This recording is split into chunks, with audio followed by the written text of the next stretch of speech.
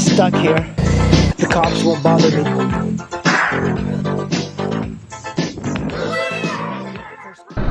The nc700x has actually got a lot of things going for it when it comes to a dual sport.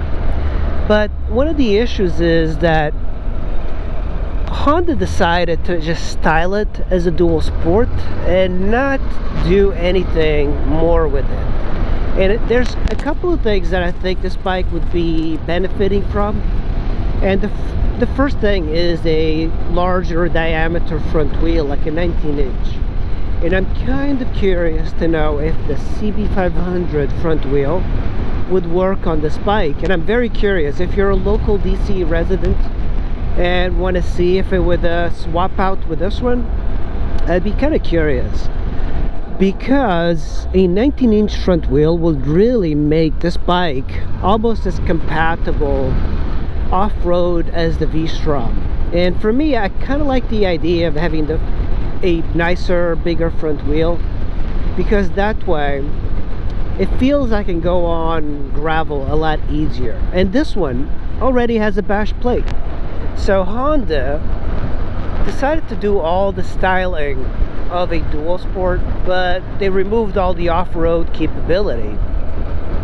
And it's not like I need a lot of off-road capability. I mean, I took my V-Strom quite a bit off-road, and I can use that. But this bike would actually be better off-road than the V-Strom if it had a 19-inch front wheel. And of course, you need a little bit more suspension, so I wonder if I'm able to replace the stock shock with some other bike that's a little bit longer. Sometimes there's bikes that are compatible and you could swap it in. I do like bikes to be a little bit taller and have a little bit more ground clearance. I don't know exactly the ground clearance of this one, but it's pretty decent. It's not, you know, as low as a sport bike. It's slightly above the ground, and you do have a very good position for off-roading. 3.5 gallon gas tank. It's short for riding on the road, but even then, if the range is 200 miles, right? It's very rare to find a dual sport that's capable of doing 200 miles, unless it's like a KLR 650 or something. Generally, that gas tanks are a little bit smaller, but because of this one being so drifty, having such economical features and having fuel injection, and this thing, you can get them for 3,000 bucks.